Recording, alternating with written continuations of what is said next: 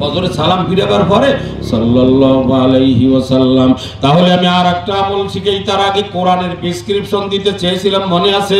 কোরআনের প্রেসক্রিপশন যখন আপনার ডোবে আল্লামা তাকি উসমানী লেখেন, আব্দুল্লাহ ইবনে মুবারক নাম করে বহুত বড় একজন মুহাদ্দিস উলামারা চেনে। উনি হজ করিয়া মক্কার থেকে রওনা করে দিয়েছে। মক্কার দরজার সামনে দেখে চাদর পরিহিত এক ব্যক্তি, বোঝা যায় যে এই চাদরের নিচে কোনো একটা লোক আছে। এইটা বুঝে উনি মনে করতেছে হজ হয়ে গেছে 3 দিন আগে। আল্লামা দামাত বারকাতুহুম তাকি উসমানী, পাকিস্তানের প্রিন্সিপাল, উনি ওনার তাফসীরের 65 নম্বর পৃষ্ঠার ভিতরে উম্মতের হেদায়েতের জন্য, বোঝার জন্য এই ঘটনাটা এনেছে। চাদর মুড়ি দিয়ে মনে হচ্ছে কেমন যেন একটা লোক। এই লোকটা মরাও হতে পারে, জীবিত হতে পারে, কিন্তু চাদর পরিহিত, হিজাবের ভিতরে যখন, পর্দার ভিতরে যখন, তখন লোকটা মহিলাও হতে পারে। তো যদি মহিলা হয় তাহলে তোর চাদর উঠন যাবে না। কি দিয়ে পরিচয় নিবে নাম তো জানি না। এবার মুসলমানদের ভিতরে পরিচয় নেওয়ার জন্য আমার নবী এমন একটা পরিচিতি বলিয়ে দিয়েছেন, বলতে পারেন কেউ, সেটা হলো প্রথমে তুমি সালাম প্রদান করো। কি দাও? এবার সালাম দিলে হিন্দু না মুসলমান তাও বোঝা যাবে, বুড়ো না জওয়ান তাও কিন্তু বোঝা যাবে, কণ্ঠ যখন শুনবো ও মহিলা না পুরুষ তাও কিন্তু বোঝা যাবে। এই জন্য নবী আমার বলেছেন সালাম দিলে 40 নেকি হয়, যদি সালামের মাথা পর্যন্ত যাওয়া যায়, উত্তর দিলেও 40। এক শ্রেণীর মক্তবে আমাকেও পড়াইছে, আগে দিলে 90, পরে দিলে। এটা মিথ্যে কথা। এটা কি মিথ্যে কথা? আগে দিলেও যেমন হবে, পরে দিল একই, সমান সমান। জোরে কোন সুবহানাল্লাহ। বলার সময় নাই, নইলে বলতাম 4টে বাক্য আছে। আসসালামু আলাইকুম একটা, যখন আসসালামু আলাইকুম দিয়ে সালাম দেবেন তখন 10 নেকি, ওয়া রাহমাতুল্লাহি বলে সালাম দিলে 20 নেকি, ওয়া বারাকাতুহু বলে সালাম দিলে 30 নেকি। 3 বাক্য। এবার আর একটা শব্দ আবু দাউদ শরীফের 607 নম্বর পৃষ্ঠায় আসছে, মিশকাত শরীফে আসছে, আর একটা শব্দ আছে ওয়া মাগফিরা, অর্থাৎ আসসালামু আলাইকুম ওয়া রাহমাতুল্লাহি ওয়া বারাকাতুহু ওয়া মাগফিরা। এই 4টে শব্দ পুরাইয়ে যদি কেউ সালাম দেয় এবং উত্তর দেয়, উভয়ের আমলনামায় 40 নেকি। কিন্তু আগে দিলে 90, পরে দিলে 10। আমার কোনো ভাই যদি থেকে থাকে তাহলে আমি তার কাছে একটু শিখবো। ই হলো শোনা কথা। একশনে কি হবে কোন সময় শুনে নেন। সালাম দেওয়ার পরে যদি তার সাথে মুসাহাবা করেন, ফকিউল মিল্লাতের ভিতরে একখানা হাদিস আনছে আহমদ শরীফের। এইবার যদি আপনি সালামও দিয়েছেন, এরপরে মুসাহাবা করেছেন, সালাম দিয়েছেন আর মুসাহাবা করেছেন, এইবার 100 নেকি আল্লাহ দিয়ে দেবে। জোরে করেন সুবহানাল্লাহ। এবার আব্দুল্লাহ ইবনে মুবারক মনে করতেছে চাদরের ভিতরে কে যেন শুয়ে আছে, আমি যদি সালাম দেই তখনই তো বুঝতে পারবো যে সে ইন্তেকাল না জীবিত। এবার সালাম দিয়েছে আসসালামু আলাইকুম ওয়া রাহমাতুল্লাহি ওয়া বারাকাতুহু ইয়া আহলাল হিজাব। হে পর্দাবৃত ব্যক্তি, তোমার পরে আল্লাহর রহমত অবতীর্ণ। সালামের অর্থ কি? দোয়া করা। কিন্তু হিন্দুদেরকে কিন্তু আবার সালাম দেওয়া যাবে না। ভালো করে বুঝেন, হিন্দু, খ্রিস্টান, বৌদ্ধ যারা মুসলমান না, এই ব্যক্তিদেরকে যিনি সালাম দেবে ইনি ফাসেক, এনার কবিরা গুনাহ হবে। তার মানে মুসলমান ছাড়া কারো জন্য দোয়া করা যায় না। আর সালামের অর্থ হলো দোয়া। একান্ত যদি কোনো হিন্দু ভাই সালাম দিয়ে ফেলে, অনেক সময় দেয় না, আপনি উত্তর দেবেন কি বলে? শেখছেন হাদাক আল্লাহ, মনে থাকবে হাদাক আল্লাহ। উনি যা কিছু বলবে আপনি বলবেন কি হাদাক আল্লাহ। এর অর্থ হলো আল্লাহ পাক তোমাকে হেদায়েত করে মুসলমান বানাক। চিতলমারিতে অনেক সময় গেছেন, ওই এক্সচেঞ্জ অফিসে চাকরি করে বিদ্যুৎ বাবু নাম কি? তো বিদ্যুৎ বাবুর সাথে আমার ভাবি সম্পর্ক, তো সালাম দেয় আর আমি ওই উত্তর দি হাদাক আল্লাহ বলে। তো আমার একদিন বলতেছে, হুজুর ভাই, হুজুর দাদা, এই যে আমি সারা বাংলাদেশে চাকরি করিয়েছি, ওই ঠাকুরগাঁও, রংপুর, কিন্তু না ও তো আর মুখস্থ নাই। আর বলতেছে আপনি যে নিয়মে বলেন এ নিয়মে তো আমার আছে নাকি? দেখো বাড়ির ভিতরে আসলে বলতে চাইছিলাম না যে কষ্ট হতে পারে যদি চালান না থাকে।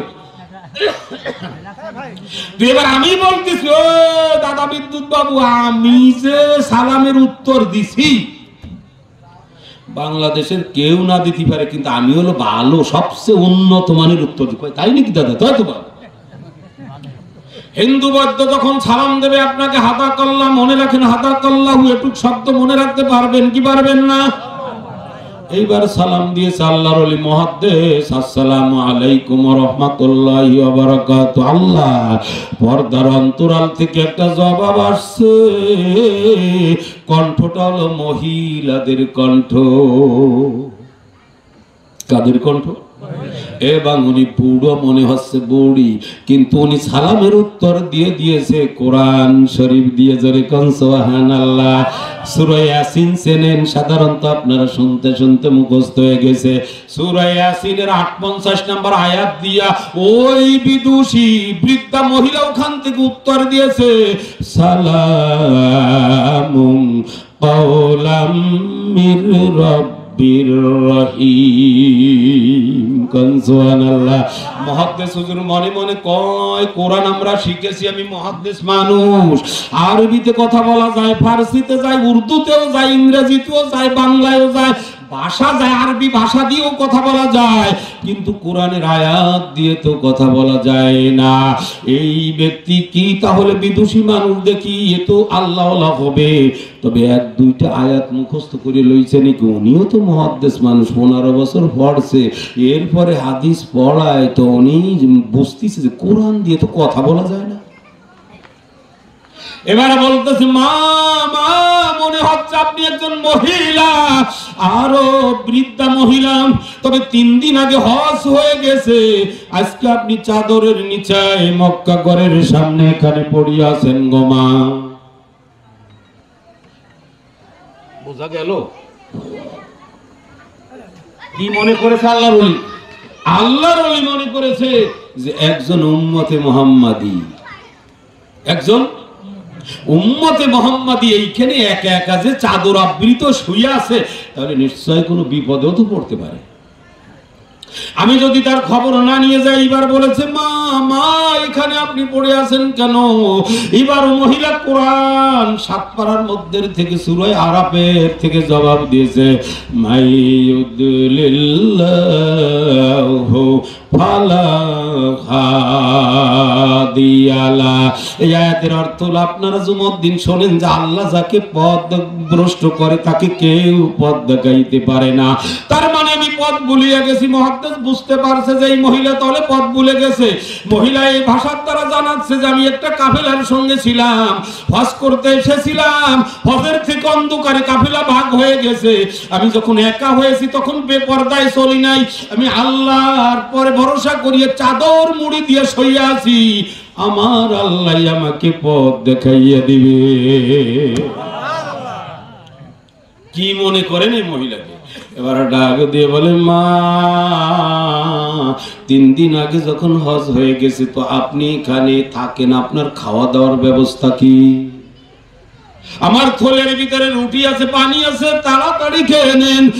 আল্লাহর ওলি বিদুষী মহিলা এবার কোরআন শরীফের 19 পারা সূরা শুআরা নামে একটা সূরা আছে, ওই সূরার মধ্যে থেকে জবাব দিতেছে, ওয়াল্লাযী হুয়া ইউতিমুনি ওয়া ইয়াসকিন। বলেন আলহামদুলিল্লাহ। যেই আল্লাহ আমাকে তৈরি করেছেন, ওই আল্লাহ আমাকে খাওয়ান এবং পান করান। জোরে কোন আলহামদুলিল্লাহ।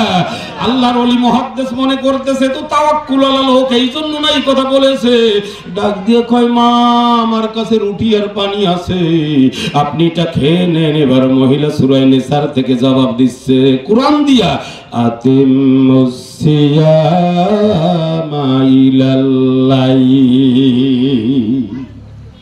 সকাল থেকে সন্ধ্যা পর্যন্ত আমি না খেয়ে থাকবো, তার মানে বুঝাচ্ছে যে আমি রোজা। কি আমি? তাহলে রোজা হলে তো আর খাওয়ার চাহিদা থাকে না। এইবার মুহাদ্দিস গুনতেছে, এখন বর্তমান আজকে মনে করেন এই শাবান মাসের আজকে হলো 12 তারিখ। কয় তারিখ? তো শাবান মাসে আমার নবী বেশি বেশি নফল রোজা রাখতেন। তো আজকে যদি আপনি রোজা রাখতেন তাহলে বোঝা গেল এটা তো রমজানের রোজা না, তো মুহাদ্দিস সাহেব আবার এই মশলা জানে কি জানে না। এবার গণনা করতেছে রজব, শাবান, রমজান, কারণ রজব মাস যখনই আসে তখন আমার নবী দোয়া করতেন, কি দোয়া করতেন? আল্লাহুম্মা বারিক লানা ফি রজব ওয়া শাবান ওয়া বাল্লিগনা রমাদান। এবার মুহাদ্দিস সাহেব কয়, ও মা মা, এটা তো রমজান মাস না, তাহলে নিশ্চয় আপনি সোমবারে রোজা রইছেন অথবা কোন নফল রোজা রইছেন। তো এই 3 দিন সফরে বসে আপনার তো জানা আছে, সফর অবস্থা বোঝেন, 48 মাইলের দূরত্ব যখন নাকি রওনা করে ফরজ রোজাও না রাখা যায়। আমার আল্লাহ কষ্ট চায় না, আমার আল্লাহ কি চায় না? এবার সফরে গেছে, 48 মাইলের দূর গেলে কষ্ট হয়ে যাইতে পারে, এই জন্য রোজা সে না রাখতে পারে, পরে সফর শেষ করে এসে রোজা রাখতে পারে। এবার মুহাদ্দিস কয়টা ফরজ রোজাও তো না, আপনি তো রেখেছেন নফল রোজা, তাহলে তো নিশ্চয় ভাঙ্গে আপনি রুটি আর পানি খান। এইবার মহিলা সূরা বাকারার থেকে জবাব দেয়, ওয়া তাসুমু খায়রুল লাকুম ইন কুনতুম তা'লামুন। আমি তো তোমাকে চিনি না, তুমি কে?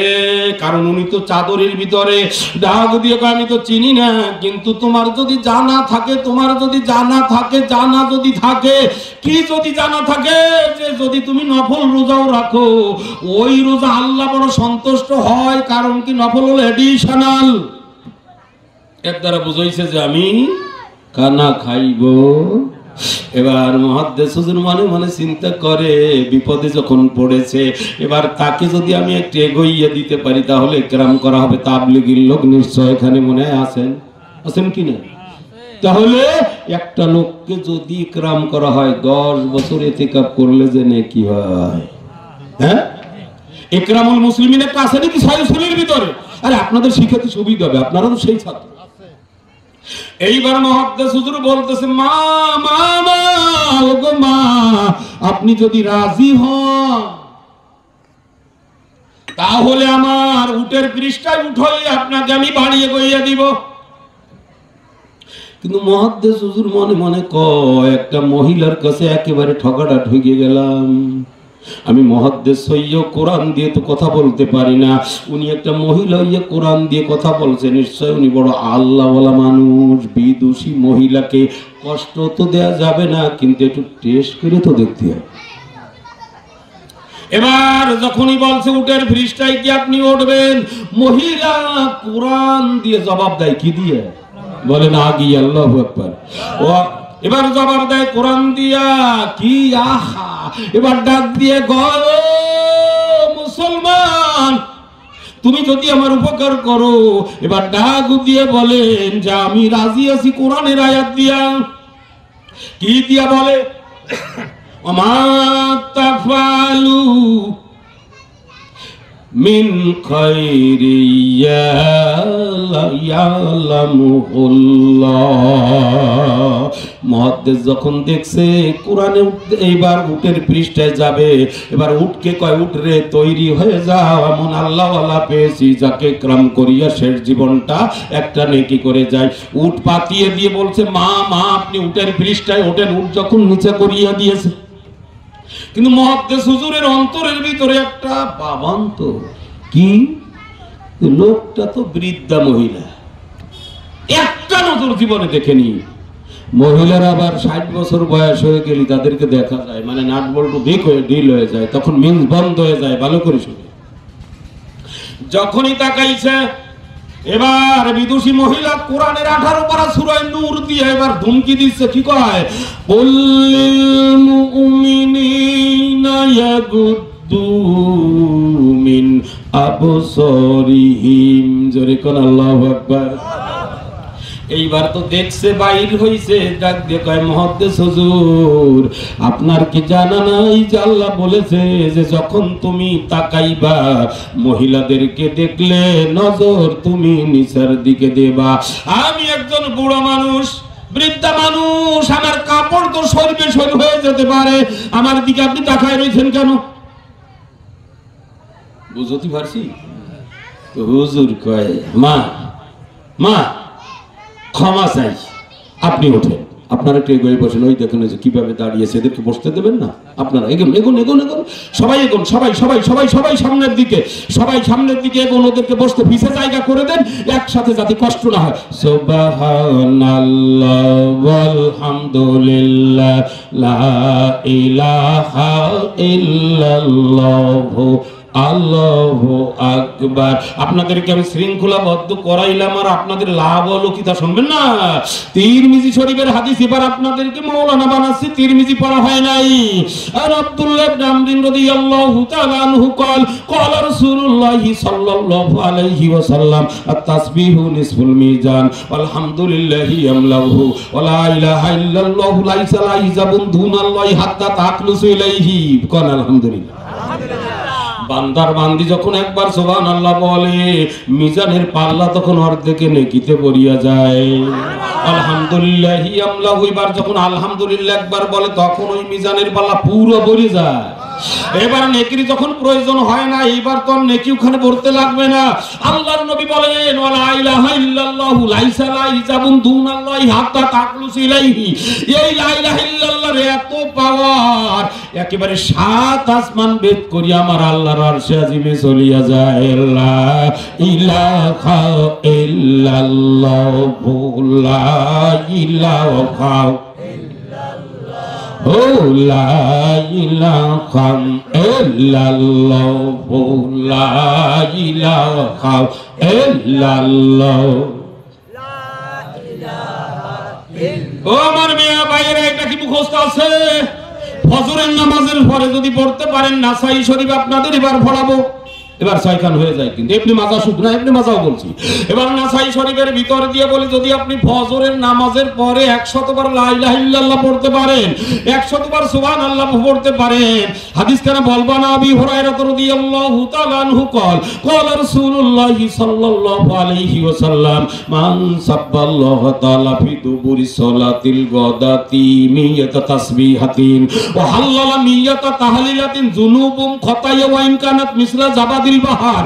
যদি কোন মুসলমানের বাচ্চা, নারী আর পুরুষ নাই, যে কোন লোক যদি ফজরের নামাজের পরে 100 বার সুবহানাল্লাহ বলতে পারেন আর 100 বার লা ইলাহা ইল্লাল্লাহ, একটা গুরুত্বপূর্ণ আমল দিয়ে গেলাম। আর একটা হলো 10 বার দুরূদ, মনে আছে দিছি আগে? এই আর একটা আমল দিয়ে আমি শেষ করব, আর মাত্র 10 থেকে 12 মিনিট আমি কথা বলবো আপনাদের মাঝে, গভীর মনোযোগ।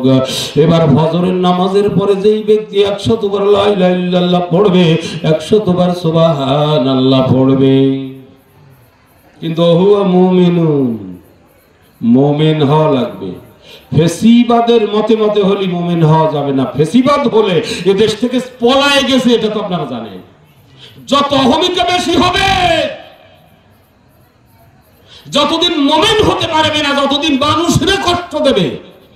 যেই ব্যক্তির হাতে মুখে আয়নাগর, গুম খুন, ওর দোয়াও কবুল হবে না, দেখেন ও তওবাও করতে পারতেছে না, কারণ ওর কলবে মোহর মারিয়ে দিছে আল্লাহ।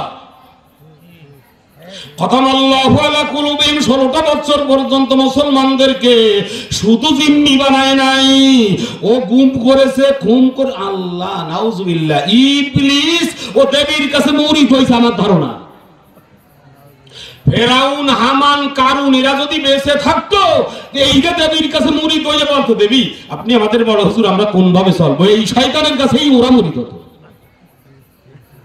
আমি আপনাদের কাছে আশ্চর্য স্বরে বলবো, ওই দেবীর মহব্বত যদি কারো অন্তরে থাকে, তাহলে আপনার ঈমান থাকা কঠিন। দেবীর পুজো করে হিন্দুরা, আমরা মুসলমান কেন করবো? আস্তাগফিরুল্লাহ আস্তাগফিরুল্লাহ। আমার পরিকল্পনায় মোটে ধরেও না। আজকে দেখছেন আয়নাঘর পরিদর্শনে গেছে উপদেষ্টারা, বিভিন্ন মানে সম্মানিত লোকজন নিয়ে, সেই আয়নাঘর দেখার পরে, তাও আয়নাঘর সারা বাংলাদেশের জেলায় জেলায়, কেবল 5টা না 6টা দেখছে। আহা, এইখানে আয়নাঘরের ভিতরে 6টা শিশুরও রাখছে। কয়টা? 6টা শিশু, যাদের বয়স 6 মাস 1 বছর, তাদের মায়ের দুধ পান করতে দেয় নাই, এবং সেই অবস্থায় ওই মারা গর্ভবতী ছিল, ওই মাদেরকে ব্যাট দিয়ে পিটাইছে, খেজুরির কাটা ঢুকাইছে, এই দেবীর হুকুমে। আমি কিন্তু আওয়ামী লীগ, বিএনপি, জামাত ইসলাম, তারপরে ইসলামিক আন্দোলন, তারপরে খেলাফত মজলিস এ বলতেছি না। আমার দল হবে একটা। আবু দাউদ আর তিরমিজি শরীফের ভিতরে যেই দলটা, সূরা মায়েদার 55 নম্বর আয়াতের ভিতরে যেই দলটা, ওই দলটার কথা আমি বলি, তাহলে শোনেন। তিরমিজি আর আবু দাউদ শরীফের ভিতরে নবী আমার বলেন, দল বনি ইসরাইলদের ভিতরে 72টা দল হয়েছিল, আমার উম্মতের ভিতরে হবে 73টা। কয়টা? একটা দল বেহেশতে যাবে। সাহাবারা জিজ্ঞাসা করলেন, ক্বালু ইয়া রাসূলুল্লাহ, ওই দলটা কোন দল? নবী এবার বললেন, মা আনা আলাইহি ওয়া আসহাবিহি, যেই লোকগুলো আমার মতে চলে, আমার সাহাবাদের মতে চলে, আমার গতে, আমার কথায়, এই দলটাই জান্নাতে যাবে। এই জন্য আমি কিন্তু বিএনপি, আমলিক কারোর সাথে আমার দুশমনী না, আবার কারোর সাথে অত খাতেরও না। একটা দলের সাথে খাতের, যেই দলটা হলো রাসূল এবং সাহাবাদের মতে চলে, যারা গুম খুন করে না, যারা লক্ষ লক্ষ কোটি কোটি, এই যে 2 দিন আগে সোশ্যাল মিডিয়ায় দেখলাম যে কতগুলো কম্বল তাই চুরি করে রুমের ভিতরে রাখছে, তাহলে দেশের গরিব মানুষ কিভাবে এরা বাঁচবে? কোন ভাই থেকে থাকতে পারে না, আমি নৌকর, কেউ থাকতে পারেন ধানের শীষ, আমি কিন্তু সেটা হিসেবে বলতেছি না, আপনাকে আমি মোমেন হতে বলতেছি। কারণ আল্লাহ নিজে বলেছেন সূরা নিসা 124 নম্বর আয়াতের ভিতরে যে তোমার জান্নাতে যদি যেতে হয়, ওহুয়া মুমিনুন, ফেসিবাদ হলে জান্নাতে যাওয়া যাবে না। আল্লাহ আমাদের তৌফিক দিন, বলেন আমিন। এই জন্য কোরআনের প্রেসক্রিপশন নিতে হবে কিসের? মুহাদ্দিস হুজুর জিজ্ঞাসা করলেন যে খানা খান এবার কিসে? উটের পিঠে যখন উঠতে গেছে, এবার বলছে আমার দিকে তাকাইয়ে না।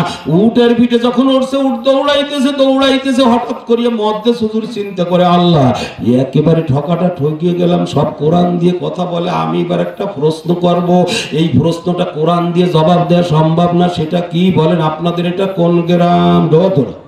ডোবাতলা, ভুরনবাড়ি, শীতলমারি, বোয়াইলে, আড়ুবুনি, শেরপুর, কলিগেট, ইয়া কি কোরআনে আছে? ডাক দিয়ে বলে, মা মা মা, আপনাকে নিয়ে যে আমি যাইব, আপনার গ্রামের নাম কি? কৌশল, যেটা তোর কোরআনে নাই। তো কোরআন দিয়ে প্রত্যেকটা কথা বলতিছে। এইবার বিদুষী মহিলার মাতৃভাষা দিয়ে বলা, মহিলা আল্লাহওয়ালা কোরআনের সাথে প্রেম করেছে, কোরআনের প্রেসক্রিপশন গ্রহণ করেছে। এবার আল্লামা তাকি উসমানী দামাত বারকাতুহু ওনার তাফসীরের ভিতরে লেখে, 510 পারা অর্থাৎ কোরআনের যে 30 পারা বলছেন, 15 নাম্বার পারার ভিতরে একটা সূরা আছে, সূরার নাম ইসরা, বনি ইসরাইল। এই বনি ইসরাইলের প্রথম আয়াত দিয়ে গ্রামের নাম বলে দিচ্ছে, সুবহানাল্লাযী আসরা বিআবদিহি লাইলাম মিনাল মাসজিদিল হারামি ইলাল মাসজিদিল আকসা। বলেন আল্লাহু আকবার। মুহাদ্দিস কয়, ও দৌড়া দৌড়া, এই বিদুষী আল্লাহকে কষ্ট দিলে গুনাহ হবে, দৌড়া। গ্রামের নাম বলে দিয়েছে, বাইতুল মুকাদ্দাসের পাশে হলো আমার বাড়ি, আমি হজ করতে আসছিলাম এখানে। কিছু দূর যাইতে না যাইতে মুহাদ্দিসের ভিতরে আবার ঢুকে এমন ঠোকাটা ঠকে গেলাম, 15 বছর পড়ি, হাদিস শরীফ পড়াই, তারপরও মহিলা আল্লাহওয়ালা, কিন্তু সে টেরও যাতে না পায়। এবার আমি আরেকটা প্রশ্ন করব, ওই প্রশ্নের জবাব দিতে কষ্ট। এবার ডাক দিয়ে কয়, মা আপনার কি কোনো ছেলে সন্তান আছে? আমি কোন জায়গা নিয়ে উঠে দাঁড়াইব? তার অর্থ হলো কি, যদি বলে যে হ্যাঁ আমার সন্তান সন্ততি আছে, তখন আমি নাম জিজ্ঞাসা করব। কারণ ওই যে বনলতা পারভীন কোরআনের ভিতরে নাই। সেই দিন আপনার 5 তারিখ ওয়াজ করতে গেছিলাম নাজিরপুরের বড়ইবুনে, আমার লজিং এর পাশে 3 ভাই আর 2 বোন ছিল। সেদিনও জিজ্ঞেস করে আসছি, সবাই বেঁচে আছে। বড় ভাইয়ের নাম মন্টু, মেজজনের নাম সন্টু, ছোট জনের নাম শান্তু, বোন একজনের নাম ভানু আর একজনের নাম রানু। বলেন কোরআনের 35 পারার ভিতরে আছে? এইবার বলছে কি, সূরা আল কাহফ নামে একটা সূরা আছে, এই সূরা দিয়ে জবাব দিতেছে, আল মালু ওয়াল বানুনা জিনাতুল হায়াতিদ দুনিয়া।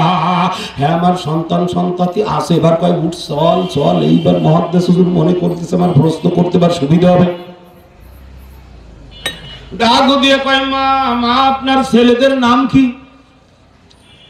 আমি উটটা নিয়ে যে ভেড়বো বাড়ির সামনে, ওদের নাম কি? মহিলা সূরা নিসার ভিতরে ঢুকিয়া এবার ছেলেদের নাম বলে দেয়, খুজিল কিতাবা বিকুয়া ওয়া কাল্লামাল্লাহু মূসা তাকলিমা। ইব্রাহিমা ওয়াত্তাখাযাল্লাহু ইব্রাহিমা খলিলা। মুহাদ্দিস হুজুর, আমার ছেলে একজনের নাম হলো হিয়া, দ্বিতীয় জনের নাম হলো মুসা, তৃতীয় জনের নাম হলো ইব্রাহিম। জোরে কন্যা সুবহানাল্লাহ। এবার কয় আর কষ্ট দেওয়া যাবে না, বেদুষী আল্লাহর উম্মতিকে এবার উঠ চড়াইতে চড়াইতে বাইতুল মুকাদ্দাসের পাশে যাইয়া ডাক দিয়েছে ইব্রাহিম, মুসা, ও হিয়া, তোমাদের মা জননীকে নিয়ে এসেছি, দেখো তোমাদের জননী কোথার থেকে নিয়ে এসেছে। এই কথা বলার সঙ্গে সঙ্গে 3টা ফুটে চাঁদের মতো সন্তান বাহির হয়ে আসছে। মুহাদ্দিস হুজুর এবার মনে মনে কয় তাহলে তো ঠিক আছে, কিন্তু এসেই মায়ের গলা জড়িয়ে কান্না শুরু করছে। কয়দিন না দেখে 3 দিন তালাশ করেছি, সারা অলিতে গলিতে তালাশ করিয়া মা জননী আপনাকে পাই না, কারণ আপনাকে দিয়ে তো আমাদের অনেক আশা ছিল। কি আশা ছিল? এবার খোলেন মিশকাত শরীফের 222 নম্বর পৃষ্ঠা। আব্দুল্লাহ ইবনে আব্বাস রাদিয়াল্লাহু তাআলা আনহু قال قال رسول الله صلى الله عليه وسلم ما من ولد باري ينظر الى والديه نظر رحمه الا كتب الله له بكل نظره حسنه مبرورا। আমাদের জননী আপনার মুখের দিকে তাকাই আপনাকে একটা আপেল ফল খাওয়াইয়া আপনাকে ভালোভাবে একবার বাসলে আমার আল্লাহ একটা হজ দিয়ে দিবে। এবার মায়ের গলা জড়িয়ে ধরিয়ে কাঁদতেছে, হয়তো আপনাকে পাইতাম না। মা এবার ডাক দিয়ে কয়, বাবারা আমাকে এনে দিল কে, তার খোঁজ খবর নেওয়া লাগবে না? মেহমানের যত্ন করো। এবার জননী মা ছেলেদেরকে উদ্দেশ্য করে বলে, ফাবাসু আহাদাকুম বিওয়ারিকিকুম হাযিহি ইলাল মাদিনা। সূরা আল কাহাফ থেকে ডাক দিয়ে কয়, মেহমানের জন্য বাজারে যাই খাবার দাবার কিনে আনো। একজন দৌড় দিয়ে যাইয়া সিড়ে মুড়ি মিষ্টি যত কিছু কুড়াই করে এনে যখন সামনে দিয়েছে, মুহাদ্দিস সাহেব মনে মনে কয় এটা লাস্ট চান্স নিতে হয়, সবই তো বলতে পারলো। তা আমাকে যত সময় কোরআন দিয়ে খাইতে না বলবে, এই সিরিয়ার মুড়ি এত আর কোরআনে নাই। ওখানে যদি এই মিষ্টি দিয়েছে, সিঙ্গাড়া দিয়েছে, এবার হাত বান্ধিয়ে বসিয়ে রয়েছে বিদুষী মহিলা, টের পেয়ে ফেলেছে। আমি না বললে বোধহয় খাইবে না। এবার সামনে যাইয়া কোরআন শরীফের 29 পারার থেকে সূরা আল হাক্কার থেকে খাইতে বলতেছে, কুলু ওয়াশরাবু হানিয়াম বিমা আসলাফতুম ফিল আইয়ামিল খালিয়া। আপনাদেরকে আমি মুফাসসির বানাই, কুলু খান, এই খাওয়ার ভিতরে যত প্রকার আছে খাইতে পারবে কি পারবে না। এরপরে ওয়াশরাবু পান করেন। এবার যদি ডারবি সিগারেটও দেয়, ওয়াশরাবু পান করেন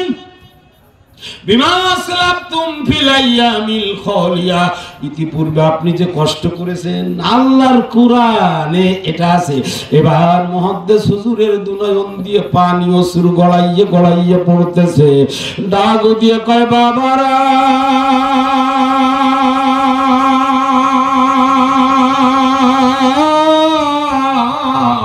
দুইটা প্রশ্নের উত্তর তোমরা যতক্ষণ না দিবে এতক্ষণ আমি কিছু মুখে লাগাইব না। 1 নাম্বার প্রশ্ন হলো, তোমাদের জননী তোমাদের মা কোরআন দিয়ে কথা বলে কারণ কি? একটা। 2 নাম্বার হলো, তোমাদের মা কতদিন এরকমের কোরআন দিয়ে কথা বলে? ছেলেরা এবার জবাব দেয়, আল্লাহর ওলি আমাদের জননী ডেইলি কোরআন তেলাওয়াত করে, ডেইলি প্রত্যেকদিন কোরআন তেলাওয়াত করে। কোরআন তেলাওয়াত করতে করতে সূরা আহকাফের ভিতরে একদিন তেলাওয়াত করতেছে, আবার জননী আমাদের মা কোরআনের অর্থ বোঝে। ওই আয়াত যখন পড়ছে, কোন আয়াত? মা ইয়ালফিজু মিন কাউলিন ইল্লা লাদাইহি রাকিবুন আতীদ। আল্লাহ বলেন, তোমরা কথা বললে আন্দাজ করে বলিও, কাজ করলে আন্দাজ কইরা কইরো। কারণ তোমাদের দুই পাশে দুইজন রক্ষক মোহরি বসে আছে। ভালো করলেও ভালো লাগবে, মন্দ করলেও মন্দ বলবে। ওই দিন থেকে আমাদের জননী কোরআন ছাড়া কোনো কথা বলে না, যে আমি এমনি বা মাতৃভাষায় কথা বলতে গেলে আমার কোনো পাপের কথা হয়ে যেতে পারে। এই জন্য এবার আপনি বলছেন যে কতদিন বলে, আমাদের জননী মা একদিন নয়, 2 দিন নয়, 1 মাস নয়, 2 মাস নয়, 1 বছর নয়, 2 বছর নয়, আমাদের মা জননী বিগত 40 বছর পর্যন্ত কোরআন ছাড়া একটা কথাও বলেন না। জোরে বলেন সুবহানাল্লাহ। এই জন্য আমি বলতেছিলাম কোরআনের সাথে সম্পর্ক রাখতে হবে, কোরআনকে প্রেসক্রিপশন বানাইতে হবে। যদি তাই হয় তাহলে আপনি আর আমিও আল্লাহ হয়ে কোরআনের বরকতে জান্নাতে চলে যাব। এই পর্যন্ত বলেই আজকের জন্য আপনাদের থেকে আমি বিদায় নিচ্ছি। তবে ওয়াজ কি শেষ হয়ে গেছে? এখনো তাজা বক্তা, তাজা আলেম, ওই যে আমার বড় ভাইজান তো বসেই রয়েছে, জনাব জাহাত দামাত বরকাতুহুম, আর টাইটেল বললাম না। এরপরে দেখতেছি এই যে বিশেষ বক্তা হযরত মাওলানা মুফতি আলী আকবর সাহেব কেরানীগঞ্জ। আমি চিনি নাই, তবে মোটামুটি মনে একটু চিনছি, সে কিনা তবে সেভাবে বলা ঠিক না। একেবারে তাজা আলেম বসে রয়েছে। আপনারা ওয়াজ নসিহত শুনে মোনাজাত করিয়ে তারপরে যাবেন, কি বলেন?